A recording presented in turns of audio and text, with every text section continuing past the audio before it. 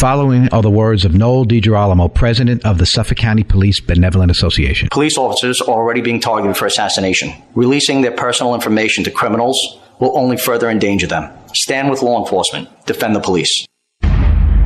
The following radio show is live, except for the announcement you're hearing right now. Welcome back to Your Island Live with your host, Tom Shalero, on 103.9 LI News Radio. And once again, welcome back as we're moving right along. Now, as announced in the first segment, this is an important topic that we're going to talk about. This deals with an elected official, somebody who's representing not just his district, but can vote on county policy. And his name is Rob Trotta. And those of you may remember must have been about 2 years ago, Legislator Trotta decided to visit us here at LI News Radio while I was on the air live during one of the commercial breaks. He became very abusive towards me personally, and he has a personal vendetta against a lot of entities, and particularly against this radio show, folks. And the reason being is that many of you support our police. I'm not even going to say many of you. We all support our police. We all love our Suffolk Police Department. It is the common sense approach to public safety and what it means for all of us. And for some reason, he has a personal vendetta and took it, again, a verbally abusive conversation took place between the both of us. When he started becoming verbally abusive towards me, I was not going to take it lying down or try to be the nice guy, because I wasn't. And some people may have criticized me for that, but I went right back at him. And if it wasn't for Assemblyman Doug Smith, who happened to be a guest on the show at that time, it might have resulted in something different. So that is my experience with this. Now, this week, I read about an incident that happened at the Public Safety Committee, which I was absolutely, first of all, in character with this character, Legislator Trotta. So brought in a good friend of ours, second VP, Suffolk County PBA, Lou Savello. Again, one of the more outspoken proponents of good policing in this county. Just a great person. One of Suffolk's finest. Lou, how are you, my friend? Doing well, Tom. Thank you, and thank you for those kind words. So I had a personal problem with Rob Trotta, and again, it was certainly one of the. If I had to cross out 9 years of doing this radio show, what was one of the highlights? It was this idiot coming down to the radio station that day and doing what he did, expecting to. I don't know what his objectives were, and so on. But now he goes to the Public Safety Committee, and I watched the video that you guys put out on the YouTube, so I got a chance to see it. I don't know what else to say other than incompetence. I think he's a little. Has some mental problems. And what does he attempt to accomplish? And even members of his own party were like putting their heads down. Certainly, you had one member that was blasting him and so on. People understand what you folks do, what the PBA does, and how important it is to the people in this county. That's why people love living here. That's why we have some of the lowest crime rates in the country. And yet, this took. And again, I'm interested in your thoughts, you and other members of the PBA and the leadership over there, on what's the story with this guy? Well, Legislator Trotta is known for his despicable behavior, but this incident in particular was bad even for him. As you know, Tom, it took place at the Public Safety Committee at our legislature, and the Public Safety Committee had an opportunity to bring in the upper echelon of the Suffolk County Police Department, including our Police Commissioner, Rodney Harrison. And each legislator had a chance to ask questions, to bring up concerns of their constituents, to take the temperature of what's going on as far as criminal justice here in Suffolk County, and really discuss important issues. And Legislator Trotta, instead of bringing up issues that are of actual concern to public safety, like bail reform and like crime, which is on the rise, what he chose to do was to talk about his own election. His entire time was devoted to smearing the Suffolk County PBA. I don't think he had a single actual question about public safety. It was, what are you doing about the PBA? They opposed me in my election. He even held up a political mailer and went on about the political mailer and demanded that the police commissioner take action against the men and women of this union. It was absolutely disgraceful, absolutely disgusting.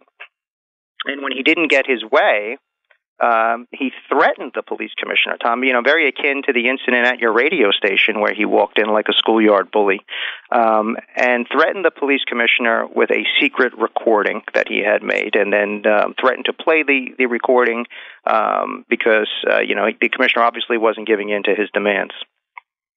Oh, again, I managed to see some of that. Of course, I only think of one word, and that's despicable. Now, the people who listen to our program here are getting a great picture of the system. We have Ray Tierney, the DA, comes on every other week. Errol Toulon, sheriff, comes on every other week. And now Rodney Harrison, the police commissioner, has made a request, and now he comes on every other week. He's already done 3 different appearances on us, talking about some of the great job that you guys are doing, that the PBA, through its membership, are doing in our county with the different commands that they have and so on. And that, to me, is what the positive effect of having a police commissioner who, from what I've seen from about 3 different interviews that I've had with him, and again, he'll be on, I believe again this Monday, how important it is to have a police commissioner that wants to be in touch and wants to do the right thing, and also very, very important to support the men and women of our police department, particularly through organized organizations like the PBA. So when I saw his actions, it's almost like he doesn't get it. It's almost like he wants punishment. And that's the last thing the people in Suffolk County want. They want support. They want a police commissioner that supports our police department, just like our district attorney does, just like the great department, the sheriff's department does. And you so articulated it well that the purpose of the commissioner being there was to respond to maybe constituent concerns coming through the 18 legislators. So this is taking place right now. Well, what can the folks do about this? I know we can vote come November, but one would wonder if there's something to at least, we have ethics committees and so on. I think he violated just about everything that you could possibly imagine. Lou? Oh, absolutely. And we're asking people, Tom, if you could go to our website, www.suffolkpba.org, and there is a form there you can fill out. It takes just a few seconds to put your information in, and that'll send a letter to every other sitting legislator. It'll send it to our great DA, Ray Tierney. It'll also go to our great county executive, Steve Ballone. And what we're asking for is, one, for him to be removed from the Public Safety Committee. He has clearly abused his authority in this case, clearly does not deserve to sit on that committee and should be removed. We're also asking for a full ethics investigation. Because one thing to make a secret recording, I don't think anyone, Tom, likes to be secretly recorded, but then it's quite another that when you're not getting your way, to threaten to play that, and to use it to attempt to coerce a sitting public official. I mean, that way crosses the line. And kudos to our commissioner for keeping his composure. Mr. Trotta was absolutely trying to badger him. And as you said, Tom, he drew condemnation from his own party, from the presiding officer of his own party, who had to say it was, it's despicable that he's making these secret recordings. He drew condemnation from his own caucus. And, I'll quote legislator Nick Caracappa, who was fantastic, who absolutely said these accusations that he's making are baseless, and that he has embarrassed himself. He has making our police department look bad, making our police commissioner look bad, and worse than anything, making the men and women of our department look bad. Legislator Caracappa really articulated it well. And again, this is coming from people in his own party, in his own caucus, that are condemning him for his actions. I've gotten an opportunity, again, to get to know our police commissioner, as my listeners have, through this program, because, again, he approached us and said, I'd like to come on your show every other week, just like the DA, just like the sheriff, and essentially talk about the great work that the police department is doing. And yes, he didn't deserve that in any shape or form. And I'm talking about our commissioner, deserved the treatment that he was receiving from one of the members of the legislature. Of course, the other 17 were trying to shirk away. And yes, Nick Caracappa did respond verbally, and it got into a pretty heated discussion. But elected officials are not supposed to act that way. They're not supposed to have the temperament that way. So one would wonder if there is anything going on mentally in his head in order to make an attack, which became, in his mind, a defense of his own personal situation. I guess he doesn't like political opposition. Did he forget we're in the United States of America and that people do vote in these districts. They could either vote for him or against him. And for him to go up against any organization, be it the PBA or anything like that, and then take the head of the organization and ask for retribution, sounds a little non-democratic to me with a small d in terms of what his temperament is like. So it's a difficult thing for you folks. And by the way, that secret recording, just beyond the pale of any sort of decency, to threaten what I'm saying right now, in my perspective, a very good man, and I'm talking about Rodney Harrison, to threaten him that way just lessens all of us. What is the future now? I mean, and by the way, folks, you heard from Lou Civello about going on their website. I did that. I went on the website. I filled out. Very easy to do. Please do it. Please show the support for our men and women in the Suffolk Police Department. Go on the website for the Suffolk County PBA. There's a letter there. You could sign on to it. You're a Suffolk County resident. That letter will go automatically out. It's very easy to do. It doesn't require a whole lot, but but the most important thing is the elected officials in this county will get the sentiments of what you feel about this whole thing. Lou, a lot of people responding to that? Oh, yes. Thanks, Tom. We've delivered over 7,000 emails already, so it was an incredible response to it. And we thank everyone, including yourself, Tom. Thank you so much for filling that out. I think it really is having an effect. I think action will be taken. And if his mental health is declining, I hope he gets the help that he needs. He just has this seeming obsession with this organization and with the men and women of this union. And his real goal, Tom, it seems, if you listen to him, and you can see we have excerpts on our website. The full video is available on the legislature's website. But what he's asking for essentially is for the commissioner to defund the Suffolk County PBA, right? To defund the police. And you may say, well, Lou, that's not defunding the police, that's defunding the police union. Well, I would challenge that assertion. You need police unions. We are really, Tom, as you know, a counterbalance to some of the craziness that's out there. You have, across this country and in particular in this state, you have a movement to dismantle police departments, to handcuff police, to make it impossible for us to do our jobs. To demilitarize us, to take away the very things that protect us, protect our lives, like bulletproof vests and, the weapons that we carry to protect ourselves and protect the public. So that movement is across the United States, and police unions are one of the few counterbalances, one of the few, organizations out there that are actively working to stop that and to keep public safety. And Legislator Trotta wants to silence us. He wants to silence that voice. He actually authored a law. It hasn't gone anywhere, thankfully. But he authored a law that would prevent us from doing just what I described, from having that voice, from preventing us from participating in politics at all. And when I say us, I mean the men and women of this police organization. He had to go so far, and he made it so restrictive, the law that he wrote, and I'm sure it would be unconstitutional, even if it were to pass, but that you couldn't join political parties, you couldn't participate in the political process. He actually had to put a carve-out in the law that said, but it would still be okay to vote. He would still allow police officers in this county to vote. Isn't that nice of him? But that's exactly what he is trying to do. He wants to silence the men and women of this department because we opposed him in his election for no other reason, Tom. I do remember, I'm going to double check my constitutional law history. I thought there was a Supreme Court decision that dealt with public safety officers, police officers, having a constitutional right to participate in political campaigns, including organizations such as fraternal organizations and PBAs and so on. I'm going to double check that. I thought that there was. I'm going to say this to you, Lou. One of the best days of my professional life is when we had to back the blue rally at the Dennison building, and by the good graces of you and Noel DiGirolamo, you had asked me to MC it and to moderate it, and I remember doing that, and that was one of the best days to see the Suffolk PBA, the Nassau PBA, the New York City PBA being represented there and bringing in officers and families of members of officers who had suffered, in many cases, the families, the ultimate sacrifice of losing a family member and so on, and seeing the thousands of Long Islanders that were out in that crowd that day in the Dennison building. And that's a day I'll never forget.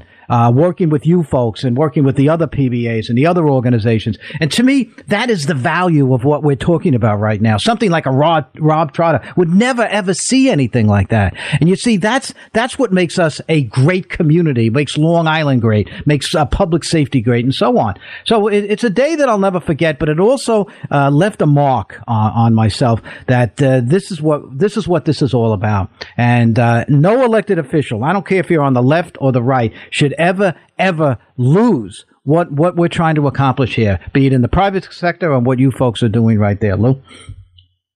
Thank you, Tim. And yes, I was thinking about that day myself, and you did such a phenomenal job that day. You really made it excellent, and I want to thank you for that. And, just another event, Tom, though, that Legislator Trotta didn't show up to. This is somebody who was a police officer himself that really should be an advocate for police and for public safety, and he is quite the opposite. At every turn, he has done everything he can to hurt the men and women of this department and of this union, which is really a sad thing. And like you said, Tom, events like that Back the Blue rally, where I think it was the largest one in the state, we would not have been able to hold something like that if Legislator Trotta's law had passed.